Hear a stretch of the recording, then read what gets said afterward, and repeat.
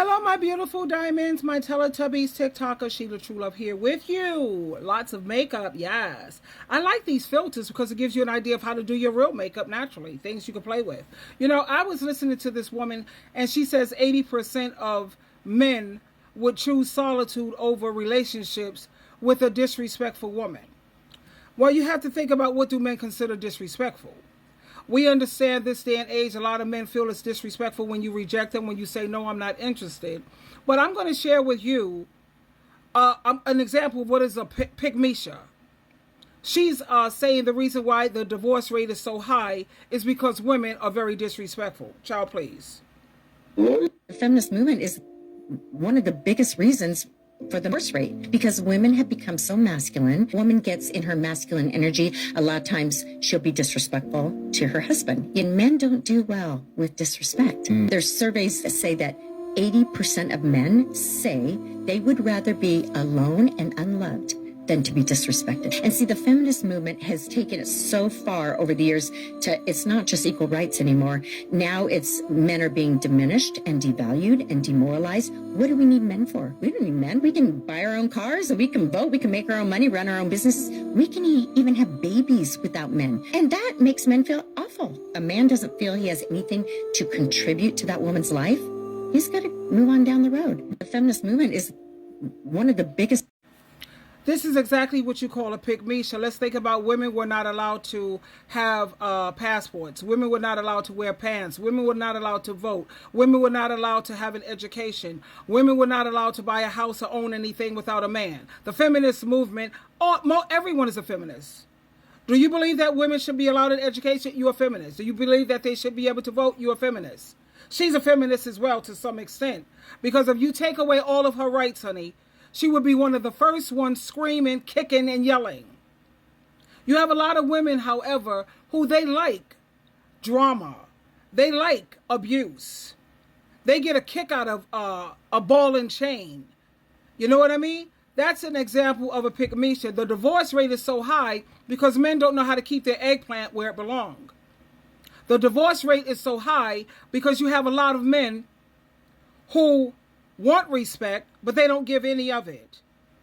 And when it comes to women, a lot of the men are saying that they want women back in the house. We got to get them back in the house. Let me share this with you. The reason why a lot of women had to work outside of the home. Here we go. We need to bring back stay-at-home wives. Women are just not meant to work these soul-sucking 9-to-5. It's so weird how people have forgotten why women had to go to work. Because men used to beat the crap out of them. Men used to beat the crap out of their kids. Men would take the money and spend it all on hookers, their second family, and gambling issues and alcohol.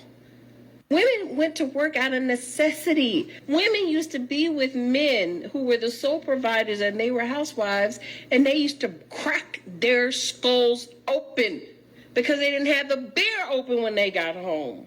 Women didn't go to work just for the fun of it. Women also went to work because men were dying in wars. Stop sending men to war. Women had to go to work because they were treated like second-class citizens. They literally had to put laws in place so that a man could not grape his own wife. Isn't that crazy? And you have to remember, too, a lot of women had to go to work because men would just get up and change their mind about being married and raising kids and go get them a new tenderoni. So here she is, a woman that hasn't been in the workplace for 10 years with 3 kids with a man who does not have to pay her alimony or child support, and now she's stuck. So women collectively said, I wish somebody would get my daughter like that. Get up, go to work, get an education. Y'all did this. Money is power. Education is freedom. And women had to go to work and had to get educated because there were men that had power over them and took away their freedom. We need to bring back stay-at-home. Yeah, we need to bring back stay-at-home moms so you can have all the money and all the power and you can continue to abuse women. And like this beautiful ebony woman said, you know, you had women who were forced to go to work because they had to take care of their children. The man get paid. He goes out there. He drink up all the money, drug up all the money. He spends it on thoughts. He's at the bar. He's giving all the money to 304s. You know what a 304 is. And then when he comes home with no money and his wife says something about it, now she's being disrespectful. You know what Miss Thing, the previous broad, said, I'm going to try to be respectful here because I'm working on that. I've been praying about it, you know, not to speak so harshly. But that first woman, female, yeah, she's living in a fairy tale world. See, she's the type that a man can go out and have community pickle, eggplant, community corn on the cob. He could go out there, make babies all over the place, bring back STDs, and she's the type that says, shh, we don't want to be disrespectful. We want to be his peace. You have a lot of women who are very in the Disney Channel. They believe in fairy tales. And then I also think about the men, especially a lot of the black men who said that once women started receiving welfare because the white man, you know how black men can be always blaming somebody, always making excuses, never taking accountability for much of anything. And they said that the welfare system is why women started kicking husbands out of the home. No, sweetheart. It's because in order for these children to be fed and to keep a roof over your head and clothes on these kids' back, along with the mother taking care of herself, she had to go on public assistance because the husband was drinking up all the money and, like this young lady said, beating her up, punching her in her face. So she had to have some kind of support and money to take care of her family. You know, I was looking at Sexy Red, and at one time I was like, why would she do this and blah blah blah. And then they interviewed her. I listened to an interview with Sexy Red. That girl is no dummy. She's been through a lot. She has children that fathers don't want to step up and take care of. So she's doing what she feels she needs to do to take care of her children, honey. You know how a lioness is when it comes to her cubs. That lioness will go out there and do whatever's necessary to try to take care of her children. So then I got off of my high horse and stopped judging people and stopped condemning people when you don't know the whole story. And I listen to a lot of these girls when they interview these girls. They got a good head on their shoulder. Cardi B, Nicki Minaj. I mean, I don't think I would get up there and shake a tail fan or whatever. But it is what it is. And as long as a woman is not letting a man touch her like those OnlyFans, those girls are becoming millionaires in 6 to 7 months. No guy's touching her. She's behind the screen, child.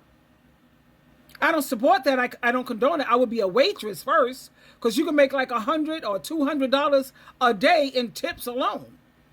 However, I'm no longer on my high horse, babe. I'm off. After listening to these girls, honey, please. But let me close with this video again. Money is power. Education is freedom. Something that they didn't want women to have. We need to bring back stay-at-home wives. Women are just not meant to work these soul-sucking 9-to-5. It's so weird how people have forgotten why women had to go to work. Because men used to beat the crap out of them.